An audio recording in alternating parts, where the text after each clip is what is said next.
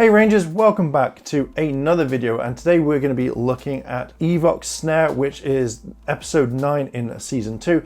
And I will say this now, if you do not want to be spoiled and you want to wait for it to come out in America, then obviously this video contains spoilers and we're going to go through the entire episode. So I'm just going to say this is spoilers. There are spoilers. Okay? If you want to carry on, let's just jump straight in. And if you like this sort of content and you want to see more, hit the like button, hit the subscribe button, as well as the cheeky notification bell to be notified when more videos drop. And yeah, let's just jump straight into it. So we kind of follow off exactly where we left off. The Rangers are still kind of like, what the hell, Evox has been the mayor. What are we doing? And we jump into the episode where the commander is now talking about everything that's been going on, that Evox has infiltrated their systems as well as the city, so that they're shutting down all the Morph X towers. Devon brings up a point of how do they know that since Evox has been the mayor, that there's no sorts of malware within the systems and stuff like that. So they kind of shut down all the towers. They're going to look through everything that has been. So we're going to find out that there isn't much there. They shut down Tower 1, but leaving Tower 5 up for now. We then come to a scene where Nate is kind of talking to the other Rangers, saying that they have a new weapon, which is an arrow that can literally freeze everything that it hits. So one impact, boom, that person or that item is completely frozen. Nate explains that because Evox has been the mayor all this time, that he depends on Morph X, that he needs as much of it to kind of sustain it, to keep him going. And the fact is that human DNA will degrade his DNA at the same time. They have a hyper freeze arrow, which pretty much is able to freeze everything, as I just said. So it's kind of interesting. Ben and Betty kind of come in at the same time so that they can try it out, and they use their dad's like best tux, and it just completely freezes it, and Ben and Betty start kind of freaking out on it. They've used the King Blaster and the Ultra Bow as a massive combo, and it looks really kind of cool. It's something that we've seen on the toy, so now that we've seen it in the show, you can pretty much recreate it if you want to. Now, I really like this shot of Zoe, the way that she looks determined, and then all of a sudden it kind of zooms in and blurs her out and then uses the kind of bow itself. I actually really like that shot quite a bit. Ben and Betty have now seen the tux frozen. They want to get it out, so they find a jackhammer and they start trying to get the tux out, but because Steele has said that Nate's made this as hard as diamonds, they start freaking out quite a bit. And it's hijinks where they try to do it, but they fail and they go and dig right underground by accident. Devon now asks a question and says, okay, so if we freeze him, we stop him, how do we get him out? How do we separate Evox and his dad? And they don't know. The commander says, look, we've got to stop Evox straight away. That's the main priority. And Nate's still not kind of sure. And we find out much later on how they do it. It's quite interesting. But you kind of think that Nate would have some sort of kind of answer rather than freeze Evox and then deal with him later on. As Devon doesn't like these sorts of answers, he kind of puts a bit of pressure onto Nate. Nate then replies with, he's been working around the clock all the time for this, that he's been trying to figure out a way to kind of defeat Evox. So it's kind of a thing where it's like, Now in this entire scene, I really like the emotion that is kind of portrayed, where Devon is angry, which he should be, and the fact is that everyone's more concentrating on Evox. In the same scene, Zoe puts her arm around Nate, and it's kind of a really comforting thing because she knows how much work she's put in and exactly what she kind of like has to do to kind of help him. So I like the fact that there is emotional support in this. We now come to the cyber dimension, where they have seen the commander's speech where they're saying the Morph X is going to go, and Scruzzle doesn't sound like he's kind of like bothered in a way. He's not like, oh my god, we've got to get this out right now. Evox freaks out and he's like, Roxy, Blaze, get over there. I don't care what you have to do.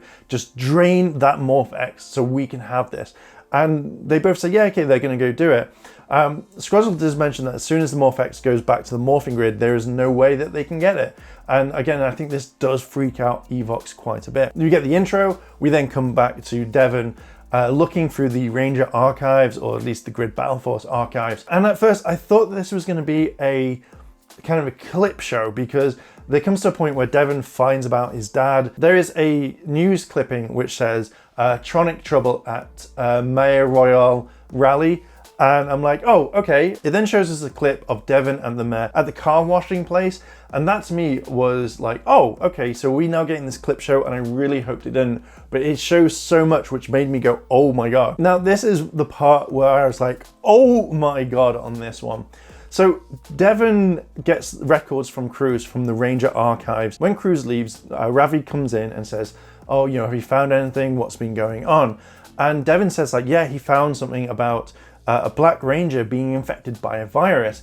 And you kind of think, oh, I know where that is. Just after that, Devin then shows Ravi RPM and Dr. K. And I was just like, I did not expect this. I did not expect Dr. K to be in this episode straight away. I was just kind of blown away. I was just like, oh my God, is this a reference? Is the next few episodes later? Is this what we're gonna get? Well, no, it gets even better. When Ravi says, yeah, get in contact with her, Devin says like over in the last decade has been a few communications with Dr. K. And that to me was something like, oh my God, this is really cool. I want to know kind of more about this. As soon as we get kind of a little bit explanation on Dr. K, we then have the commander saying, hey, get down town. We've just sent out this decoy truck. And then we have the monster kind of the day, which is Bulldozertron.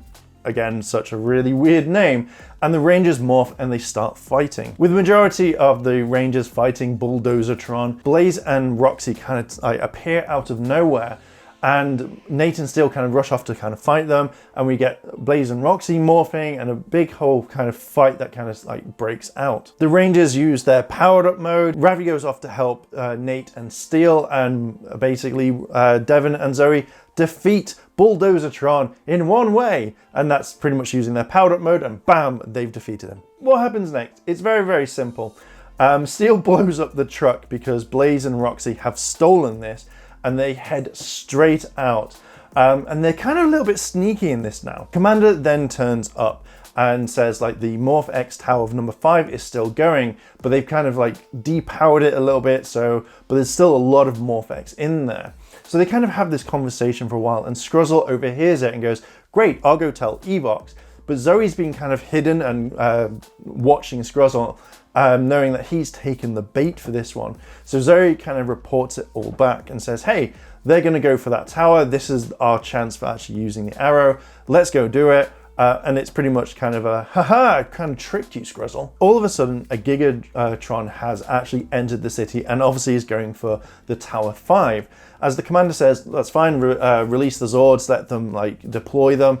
The person who is kind of monitoring and actually does this actually says like there is a communication from Dr. K. We have everyone doing their own thing. Nate is going back to the base with Devin and the commander because Nate is now going to make the kind of freeze arrow, where Zoe and Ravi go off to make the combination with the Beast X King Zord, and they're all together, boom, it goes into a massive Zord fight. We get the Beast X King Megazord, we get a fight because it looks kind of cool, but that's not the main kind of thing for this episode. So we get the fight, it kind of happens, and it's over really, really quickly. This is the part that blew my mind when it came to this episode. Well, this is one of the parts that blew my mind when it came to the episode.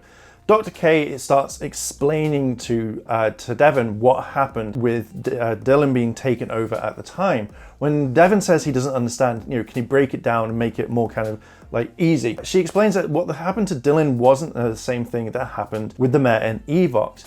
And she looks like really disheartened that she can't help out even more on this one. As Devin is like saying, oh, okay, fine. She explains about Dino Charge, and the fact is that she read information about split emitters, which happened with Xenowing. And I was just like, oh my God, throwing that one in there. And what is interesting is all the information of the Rangers go to each other. And I was just like, holy crap, this is amazing. And what I did notice is on the table is the kind of Abermax blaster, or the Dino Thunder blaster kind of like diagram. And this just literally was, I was so impressed with it. Devin now enters the lab, and just before he actually enters, Nate says that he's made another arrow. It's another one. They only get one shot. blah, blah, blah, blah, blah. And then Devon enters and then starts asking questions. Devon then starts asking that, does Nate have old Ranger tech in his kind of like vault?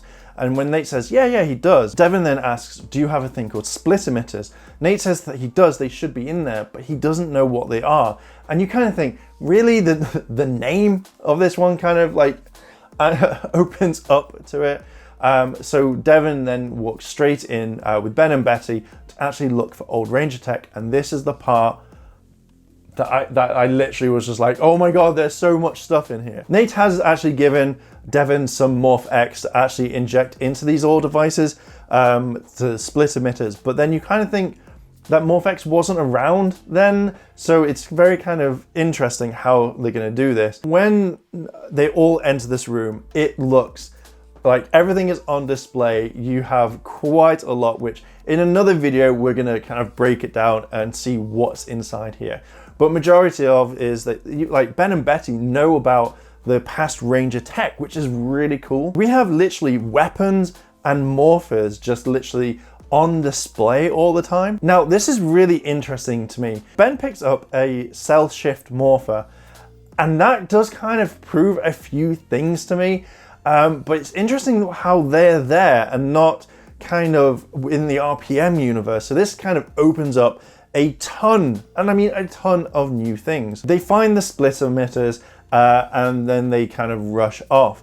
But again, it's what Ben does that kind of makes me go, huh. Devon explains to Ben and Betty that the split emitters have completely run out of power and this is what they kind of need now. He then tells them what to do to kind of power them up. We then go to the other Rangers and they start kind of waiting for Evox to kind of turn up. When he does, they get the bow ready, they fire the arrow right at him, but he just literally grabs it, holds it right there, turns it back and throws at it. And this definitely reminded me very much of kind of Abba Killer or White Dino Thunder when he has his light arrows and he throws it at them. Devon kind of rushes in and he has his blaster held to Evox and he's like, right, stop, you know, I'm gonna stop you here. But Evox manipulates him. He literally turns into the mayor and says like, son, like, you know, I did this, like, I saved you. And I'm like, oh my God, you've jumped to this kind of emotional manipulation right here. Ben and Betty then teleport in the kind of the split emitters after Devon's like, now, and it splits both the mayor and Evox completely away from each other. And I was just like, oh dear God, this is awesome. You are using past stuff. I can't believe how great this episode has turned out. As Mare has been kind of separated from Evox, Scruzzle runs in, teleports Evox straight out. We then switch through the kind of the base where the Morphex towers are kind of being powered back up now. And they ask the mayor what's going on, like what happened? And we get a bit of an explanation where Evox was destroyed, so therefore the blast kind of hit the mayor and thus therefore his data was downloaded. But it's kind of weird because the mayor got out first and then Evox was destroyed. They then asked the mayor, what happened? Like, do you know anything that went on? And he says his memory's a little bit fuzzy. And then that's pretty much it. The last part of this episode was very, very simple. Ben and Betty want to get the tux out, so they use the split emitters to kind of like pull it out, but it's just kind of more hijinks. And you kind of think that's it. You know, they could have gone back to that room with all the Ranger stuff, but they didn't. And that's pretty much it, the entire episode. Oh my God, my final thoughts. This entire episode was amazing. I didn't expect to see half the stuff in this. I didn't think Dr. K would come into it. I thought that she may have been much later on to actually help Nate. And who knows, she may return. But it was really nice seeing Dr. K as herself. Like, it felt like she'd grown so much as a character. And I really liked that. I felt like this entire episode had so much more emotion than anything. I love seeing all the Easter eggs to the past stuff. It brought up so much more information that we could theorize and stuff, which I cannot wait to kind of start writing. I loved seeing all the Easter eggs. Now, one thing is I did think that Morphers would kind of stay with someone, like with the actual Rangers themselves. Seeing the Mystic Morphers, they would have stayed with the Mystic Force Rangers. Seeing the Cell Morphers from RPM, I generally thought they would have stayed in the RPM dimension. But it kind of made me think that as soon as they're not powered down or anything like that, the weapons just disappear into the morphing grid. So it's really nice seeing all the stuff there, and I'm going to try and break it all down in a video much later on. But I was so happy with this. I was so kind of like, oh my god, this episode is amazing. I cannot wait for more. But yeah, I am going to leave it there. I know this is maybe a long one. We're doing it slightly different, but we're going to be doing these dailies because these entire whole episodes are happening every single day, so there will be a review per day. So I'm going to leave it there. For the people who have seen this, what did you think about it? Were you like, oh my god, this is amazing?